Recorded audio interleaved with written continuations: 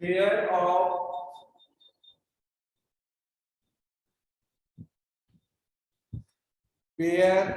Of linear equation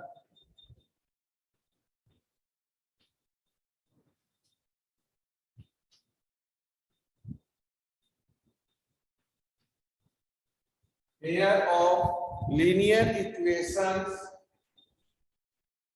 in two variables. Pair of linear equations in two variables. Okay? Pair का मतलब दो, linear equation two variables का। Pair का मतलब दो, लीनियर इक्वेशन टू वेरिएबल्स का। ओके, तो first we divide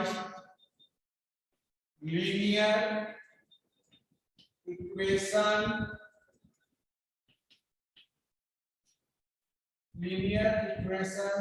in one variable. Linear equation in one variable. First we divide linear equation in one variable. You know why this equation is called linear equation? इसको linear equation क्यों कहते हैं? आप जानते हैं? Anyone? इसको linear equation क्यों कहते हैं, my dear? वन वेरिएबल का तो मतलब समझ रहे हैं कि इसमें एक वेरिएबल होगा, इसको लीनियर क्यों बोलते हैं? व्हाई? इसका जनरल फॉर्म क्या होता है?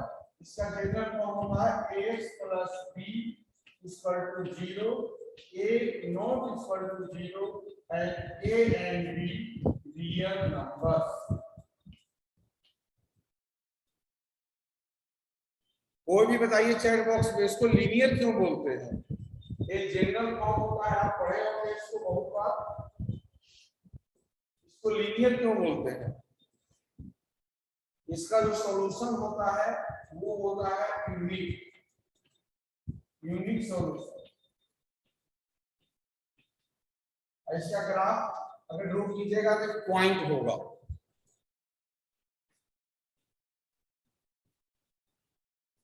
कोई जवाब नहीं आ रहा? अगर किसी को because it has straight graph, no टेरिजन सही नहीं है lovely.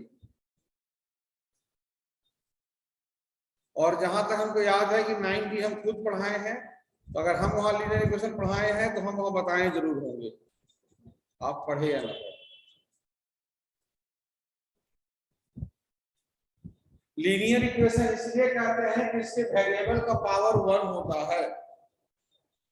Linear equation in one variable, इसमें जो वेरिएबल x है इसका पावर 1 होता है, इसलिए इसको लीनियर बोलते हैं।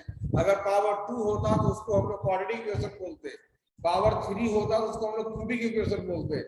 क्योंकि इसका वेरिएबल का पावर 1 है इसलिए इसको लीनियर इक्वेशन बोलते हैं। इसका एग्जांपल आप ले सकते हैं 2x - 4 = 0, 2x = 4, x = 4/2 = 2, x बराबर, therefore x = 2 वैल्यू आ गया। इस तरह से मेनी लीनियर इक्वेशंस को आपने सॉल्व किया होगा प्रीवियस क्लासेस में, क्लास 6 में, क्लास 7 में, क्लास 8 में। Different types of linear equation you solve and find the value of x and y। Okay, one variable है, वन टाइम में बस या तो x होगा या तो y होगा। ये आपका था linear equation in one variable. इसका general form ax plus b equal to 0, a not equal to 0, a और b यहाँ पर रियल नंबर्स होता है। a और b क्या होता है? रियल नंबर्स होता है। Okay, any problem?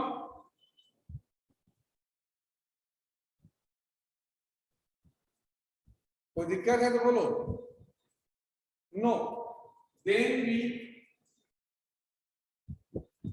discuss linear equation in two variables. Second हो गया linear equation in two variables, linear equation in two variables. अब हम बात कर रहे हैं दूसरा point, linear equation in two variables. इसको हम लोगों ने क्लास 9 में पढ़ा। इसका जनरल फॉर्म होता है ax plus by plus c equal to 0, a not equal to 0, b not equal to 0 and a b c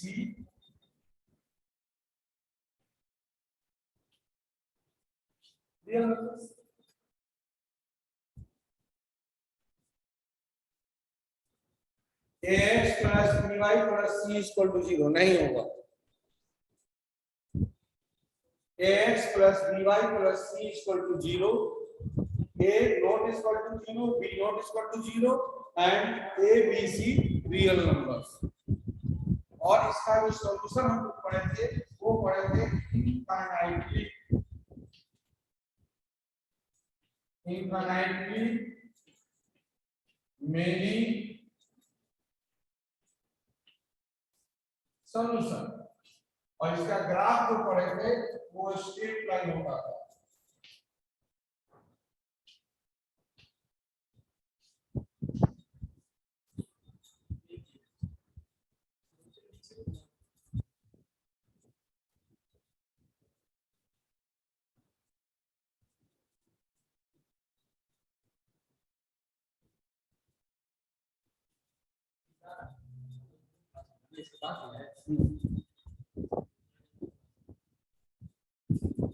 तो इनफिनिटली मेनी सॉल्यूशन होगा और ये स्ट्रेट लाइन इसका ग्राफ होगा।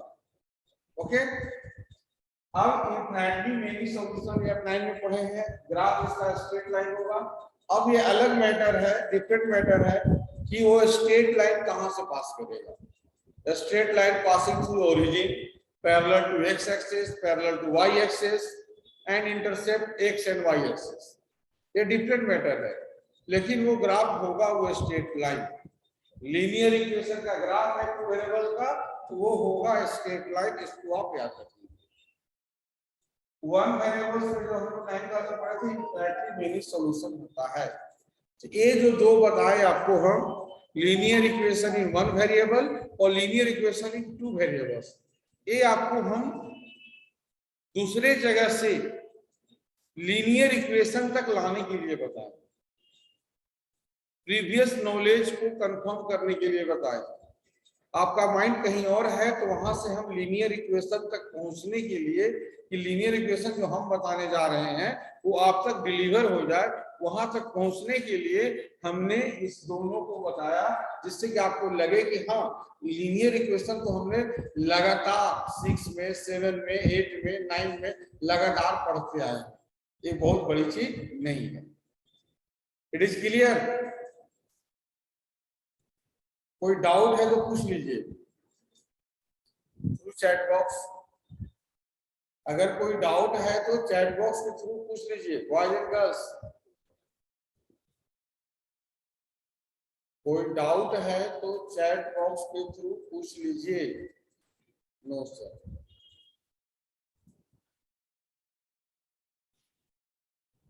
ओके, अब इस दोनों को जानने के बाद linear equation in one variables and linear equation in two variables, इसको जानने के बाद हम लोग का टॉपिक जो क्लास 10 का टॉपिक है वो है pair of linear equations in two variables.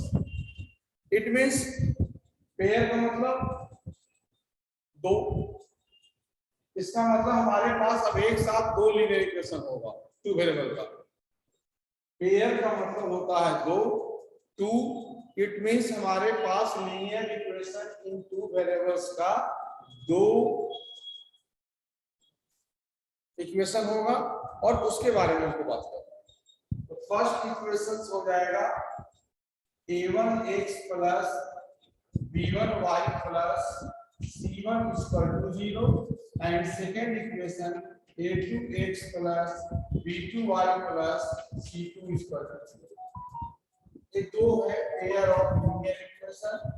It means A1 B1 A2 B2 not equal to 0 at A1 B1 C1 A2 B2 C2 are real numbers.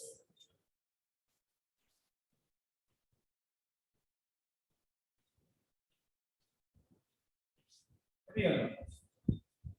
A1 B1 C1 A1x plus B1y plus C1 is equal to 0 A2x plus B2y plus C2 is equal to 0. A1 क्या है? Coefficient of x in equation 1. B1 क्या है? Coefficient of y in equation 1 and C1 is a constant term in equation 1.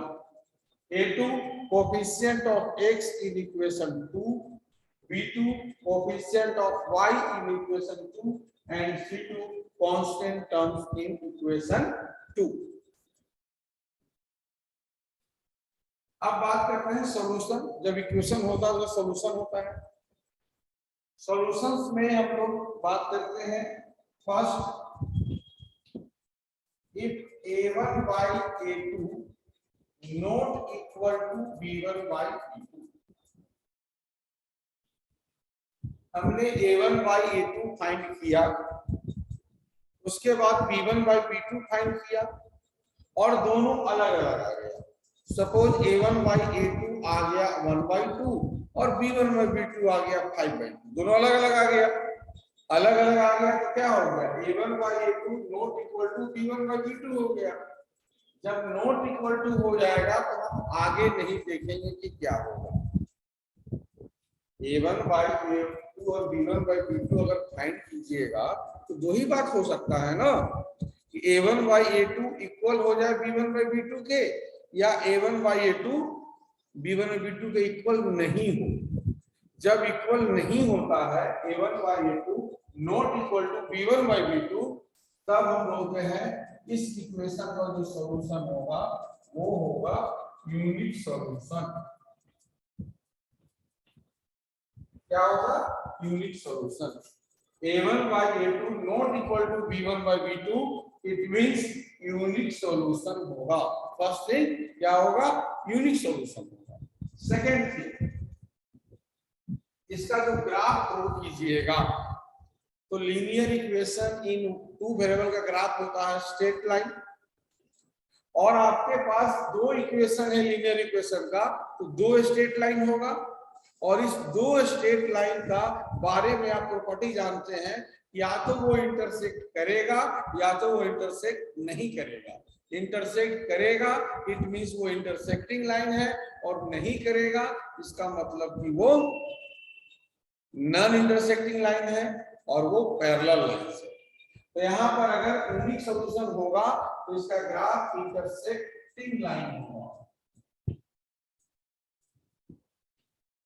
Intersect at A point, एक point पे इसका graph क्या करेगा? Intersect करेगा. इस तरह से ग्राफ को इस तरह से ड्रॉ कीजिएगा, वन पॉइंट पे इंटरसेक्ट करेगा. कब? जब इसका यूनिक सॉल्यूशन होगा तो वन पॉइंट पे इंटरसेक्ट करेगा. नेक्स्ट, ये कंसिस्टेंट सॉल्यूशन होगा. Consistent solution. कंसिस्टेंट का मतलब क्या है? कंसिस्टेंट का मतलब है कि अगर किसी इक्वेशन का एटलीस्ट वन सॉल्यूशन है तो वो कंसिस्टेंट होगा. एटलीस्ट वन सॉल्यूशन का मतलब अगर किसी इक्वेशन का कम से कम एक सॉल्यूशन है, तो यहाँ पे यूनिक सॉल्यूशन है तो एक ही सॉल्यूशन है ना, तो कंसिस्टेंट हो गया. दूसरा कंडीशन होता है, second condition, A1 by A2 equal हो जाए B1 by B2. हो सकता है कि अगर A1 by A2 1 by 2 आए और B1 by B2 भी क्या आ जाए? 1 by 2 आए. ये हो सकता है. जब इक्वल आ जाएगा तब हम देखेंगे कि C1 by C2 क्या होता है. तो C1 और C2 का भी दो बार हो सकता है, या तो C1 by C2 भी इक्वल हो जाए, या A1 by A2 equal to B1 by B2 और not equal to C1 by C2. A1 by A2 equal to B1 by B2, C1 by C2 equal हो जाएगा या इक्वल नहीं होगा। अगर ये तीनों इक्वल हो जाएगा तो इसका सॉल्यूशन होगा इनफिनिटली मेनी सॉल्यूशन।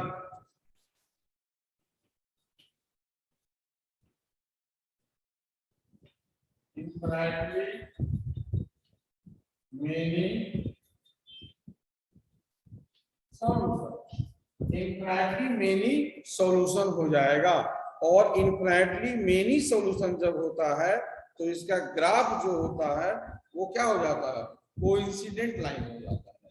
मतलब अगर एक लाइन इस तरह से है, दूसरा लाइन भी इसी के ऊपर हो जाएगा, दोनों लाइन एक दूसरे के ऊपर हो जाएगा।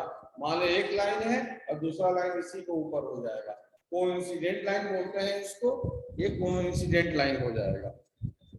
ठीक है, जब आपका इनफिनिटी सॉल्यूशन होगा तो ग्राफ एक दूसरे के ऊपर हो जाएगा, कोइंसिडेंट लाइन इसको बोलते हैं, कोइंसिडेंट लाइन।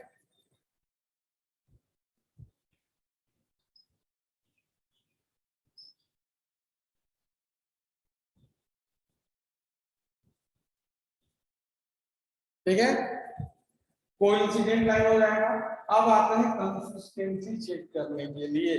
तो कंसिस्टेंट सॉल्यूशन का आपका बोल रहे हैं, कंसिस्टेंट सॉल्यूशन वो होगा जिसका एटलीस्ट वन सॉल्यूशन हो, जिसका तो कम से कम एक हो, ज्यादा जितना हो जाए। यहाँ पे तो इनफिनिटी मेनी सॉल्यूशन है, ये आपको कंसिस्टेंट भी हो जाएगा।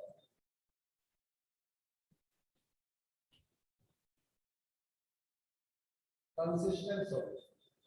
अब तीसरा कंडीशन आ गया कि A1 by A2 equal to B1 by B2 equal to C1 by C2। A1 by A2 equal to B1 by B2 and not equal to C1 by C2। इसका हो जाएगा नो सॉल्यूशन, नो सॉल्यूशन। और इसका जो graph होगा वो हो जाएगा पैरेलल लाइन।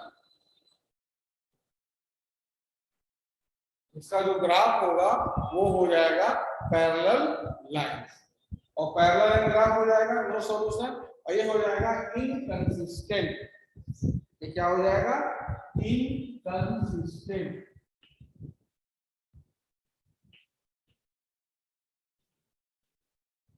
Inconsistent, inconsistent. तो फिर से एक बार रिवाइज करवा देते हैं इसको। तीन कंडीशंस होता है, पहला A1 by A2 not equal to B1 by B2। A1 by A2 जो है B1 by B2 के बराबर नहीं है।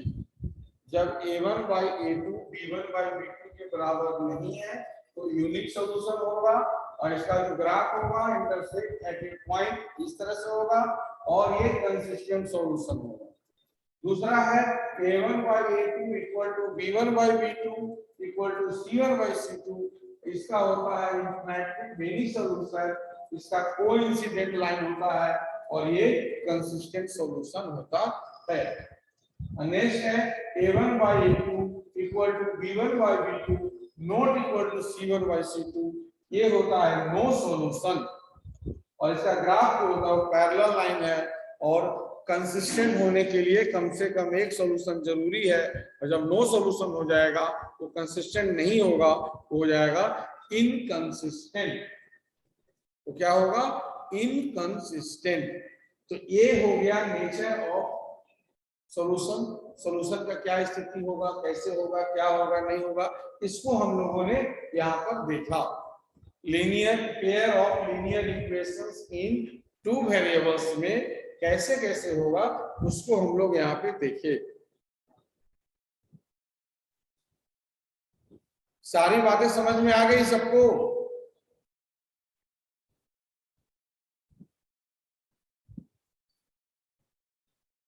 अभी तक जो हम बताएं वो समझ में आ गया? कोमल को तो समझ में आ गया, और कोई नहीं बोल रहा?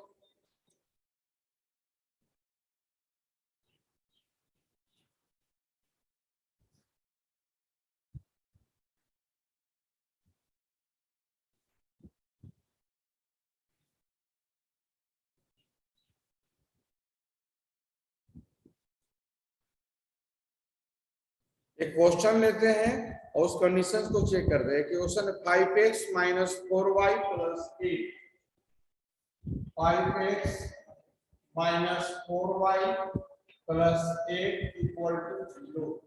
इक्वेशन 1 है 5x minus 4y plus 8 equal to 0 और 7x plus 6y, 7x plus 6y minus 9 equal to 0। इसमें हमको बताना है कि कंसिस्टेंट है या इनकंसिस्टेंट है क्या है। First we find a1 b1 c1, then we find a2 b2 and c2। a1 इसमें क्या होगा, a1 क्या बताए थे, coefficient of x in equation 1, यानी इक्वेशन 1 से हमको मिलेगा a1 b1 c1 और इक्वेशन 2 से मिलेगा a2 b2 c2। तो a1 जो होता है कोएफिशिएंट ऑफ x, यहाँ x का कोएफिशिएंट क्या है 5, b1 क्या होता है कोएफिशिएंट ऑफ y, y का कोएफिशिएंट क्या है -4 और c1 क्या होता है 8 constant term. a2 coefficient of x in equation 2, a2 हो गया 7, b2 होता है coefficient of y 6 and constant term 9। then we find a1 by a2, a1 5 है और a2 7 है। then we find b1 by b2, तो b1 आपका -4 है और b2 आपका 6 है, तो गया -2/3, कैंसिल कर दिया -2/3। क्या ये दोनों इक्वल है, यस या नो, क्या a1 by a2 and b1 by b2 equal है, नहीं है, नहीं है। Clearly a1 by a2 not equal to b1 by b2, equal नहीं है, तो हमको c1 by c2 निकालने की जरूरत है। अगर वो इक्वल नहीं है तो हमको c1 by c2 फाइंड करने की जरूरत है नहीं है। हमको यहीं से पता चल गया, हमको यहीं से पता चल गया कि इसका यूनिक सॉल्यूशन होगा, इसलिए ये कंसिस्टेंट होगा। इसका यूनिक सॉल्यूशन होगा, इसलिए ये कंसिस्टेंट सॉल्यूशन। फिर इसके लिए a1 by a2 not equal to b1 by b2 एक कंसिस्टेंट सॉल्यूशन होगा। हम लोग कंसिस्टेंसी चेक करेंगे, अगर ग्राफ पूछेगा तो बोलेंगे कि इंटरसेक्टिंग लाइन होगा, यानी इंटरसेक्ट एट ए पॉइंट होगा। अगर सॉल्यूशन पूछेगा तो बोलेंगे कि इसका यूनिक सॉल्यूशन होगा। जो हमसे पूछा जाएगा हम इस तरह से चेक करके वो उसको बता देंगे। एक और क्वेश्चन लीजिए, क्वेश्चन 1 था। क्वेश्चन 2 ये है आपका 9x plus 3y plus 12, 9x plus 3y plus 12 equal to 0, 9x plus 3y plus 12 equal to 0, 18x plus 6y, 18x plus 6y plus 24 equal to 0, equation 2, 18x plus 6y plus 24 is equal to 0. Here a1 is equal to 9, b1 is equal to 3 and c1 is equal to 12 and a2 is equal to 18, b2 is equal to 6 and c2 is equal to 24. First we find a1 by a2. a1 by a2 क्या आएगा 9 by 18, it means 1 by 2. a1 by a2 9 by 18 means 1 by 2. b1 by b2 it means 3 by 6 is equal to 1 by 2. a1 by a2 और b1 by b2 दोनों क्या हो गया equal हो गया। तो हम लोग यहाँ पे कोई डिसीजन देने की स्थिति में नहीं है, तो हम डिसीजन कब देंगे, अब हम लोग c1 by c2 फाइंड करेंगे। c1 by c2 is equal to 12 by 24 this is also 1/2. So all three are equal. Again clearly a1 by a2 equal to b1 by b2 equal to c1 by c2. इसका क्या हो जाएगा? Infinitely many solution. और जब infinitely many solution होगा तो ये हो जाएगा कंसिस्टेंट। इनफिनिटली मेनी सॉल्यूशन होगा तो ये क्या हो जाएगा? कंसिस्टेंट।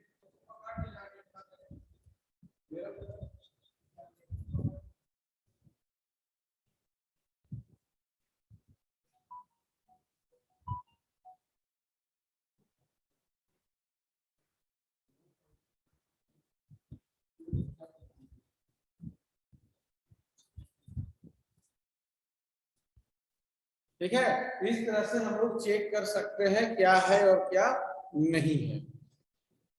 कोई डाउट?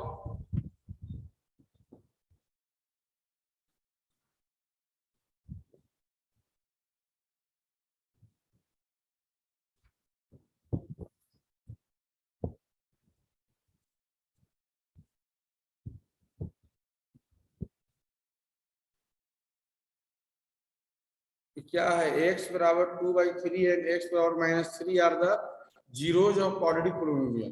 तो जीरोज है क्वाड्रेटिक पोलिनोमियल का, आपको लेस देन 1 मिनट है। अल्फा प्लस बीटा निकाल लीजिए और अल्फा माइनस बीटा निकाल लीजिए। अल्फा प्लस बीटा निकालिए और अल्फा माइनस बीटा निकालिए, यहां से वैल्यू मिल जाएगा आपको, दोनों को कंपेयर कर दीजिएगा।